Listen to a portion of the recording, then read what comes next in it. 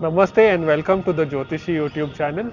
Today we are going to sort of summarize what we've spoken over the last few months.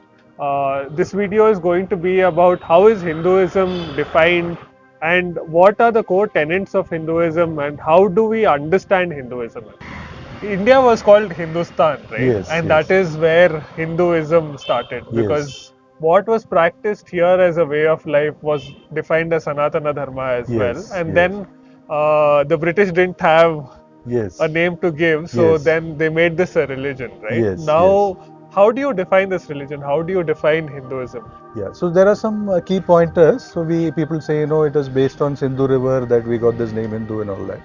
So there are some 8, 9 pointers which are sort of very strong from a Hindu perspective. So it's a core belief, and then we'll discuss those beliefs. We have done most of the videos as separate videos. Now we'll try and sort of Summarize it. summarize them. The first one is the concept of something called Brahman. So it is the universal soul. This concept is not there in any other sort of religion kind of a thing. So we Hindus strongly believe in the concept of a Brahman, which is a universal soul, and it is also sort of a superset to the material universe that we are living in. So it's sort of a difficult concept to understand, but it's like there are various droplets in the ocean, but the ocean is also full of water, and each of these droplets are sort of different kind of a thing. So that is Right. the first hardcore, sort of belief in Hinduism. Second thing is each individual is a Jivatma. It's an individual soul, Right. and all these droplets go and merge with the ocean Right. kind of thing. So each of us are individual souls, and it is up to us to sort of make sure that we evolve in those individual soul perspective. So that is the second thing. Third thing is whatever we do in this world, this is the concept of karma. Whatever we do in this world has an effect on the future life, and whatever we have done in the past has an effect on us today. Past life. So based on that, it is sort of said that if you do good karmas, your life will be better and your future life generations will be better. So this is the third concept of karma. The fourth concept is it is the concept of moksha. So we it's called transmigration of soul kind of thing. We change bodies, but the soul remains permanent, and then the soul moves on. What we need to figure out is how does the soul goes and merges with the ultimate reality. So that is the path of moksha, which all Sanatana Dharmis believe in, Right. and it is imperative that we practice on those concepts also. So that is the fourth concept of moksha. Now the fifth concept is how do we attain moksha. So that is the four paths that we have discussed earlier as well. That is bhakti, jnana yoga, bhakti yoga, karma yoga, and kriya yoga. So that is the fifth sort of a tenet or the hardcore beliefs that we Right. Hindus have. Sixth is the concept of dharma. So that is where Sanatana Dharma comes in. We, as an individual, as a society, as a universal being, we have certain set of rules, and these rules that we need to follow. And if we follow these rules, it is good for us, it is good for the society, it is good for the world, kind of a thing. So this is the sixth pointer. We also believe in yugas. We believe that we there are four major yugas. Each yuga is about 4,32,000 years, and the age, the time reference of us and various other jivas in this world is different. So that is why this 4,32,000 comes. So we think that what is this huge figure here? So every yuga comes with a source of a creation and destruction, and hence the next sort of belief cycle comes, saying that we have three primary deities.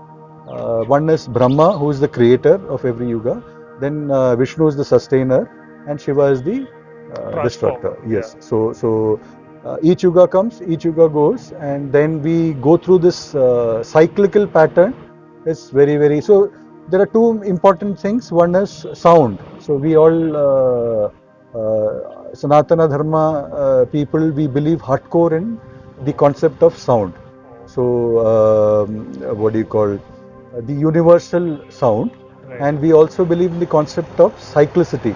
Right. So the yugas come and go. We also believe in the concept of symmetry. So, for example, everything in this world is symmetrical.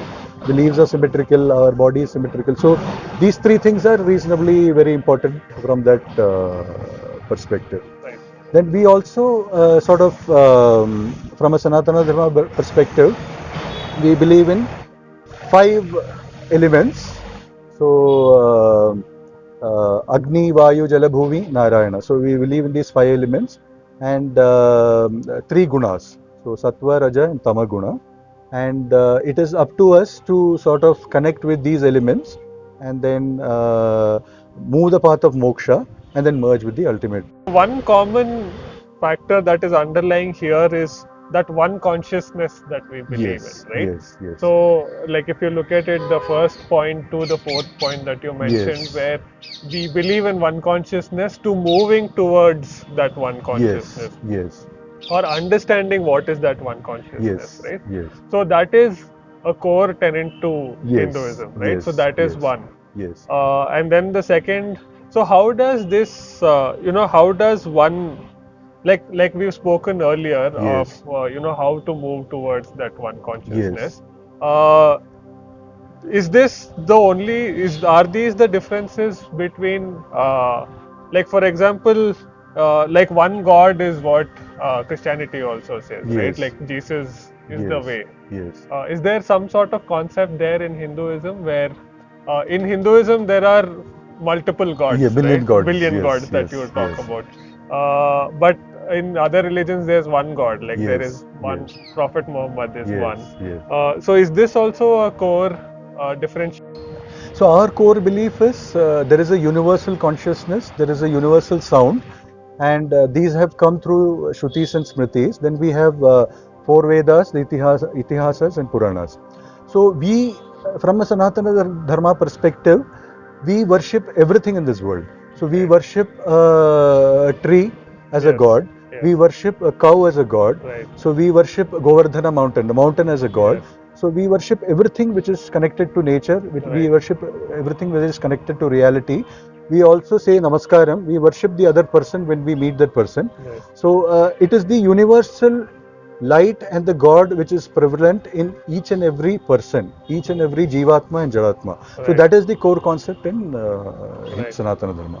So another question from there would be, since you spoke about the books, right? Like, we just don't have one book which says that this is the way, right? Yes, yes. We also have different Vedas, and then we have Shastras. Then we Yes. also have Upanishads, right? Yes, Like for yes. there's Katha Upanishad, Yes. right? And then there is also Mahabharata and the Ramayana, and which prescribe different ways of life for Yes, different type of yes. people.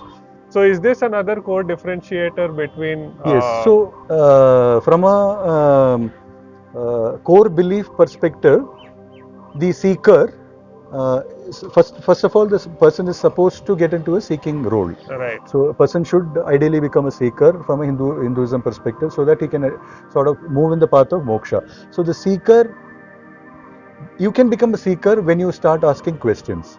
So the more questions you ask, Yes. the more introspection is there. Right. The more you start learning and expanding your jnana yoga.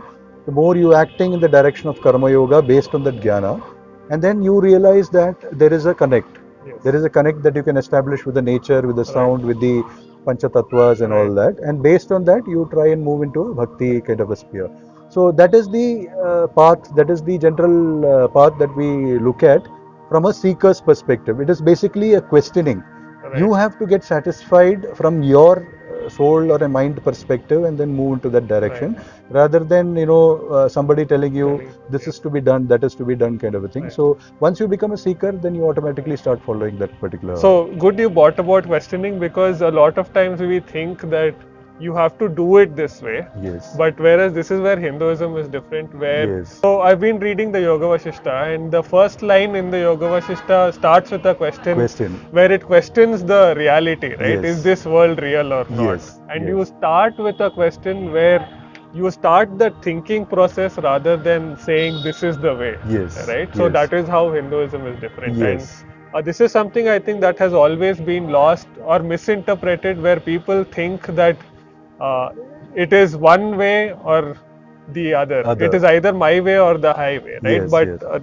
Hinduism says there are multiple paths which lead to the Yes, divinity, yes. and that happens only via questioning, where you define the path for Yes, yourself. yes. And then we sort of move on to a stage wherein we talked about that, right? The awakening stage, Right. the dreaming and the deep sleep, and the Right. fourth stage, which is called the Turiya. Yes. So it is a beautiful kind of a journey. So once we start living a life of dharma, Yeah. we and then yearn for moksha, we automatically start taking that path, and that is the beauty of our Sanatana Right. Dharma. So, like Anand mentioned, there are 8 different ways that we differentiate ourselves.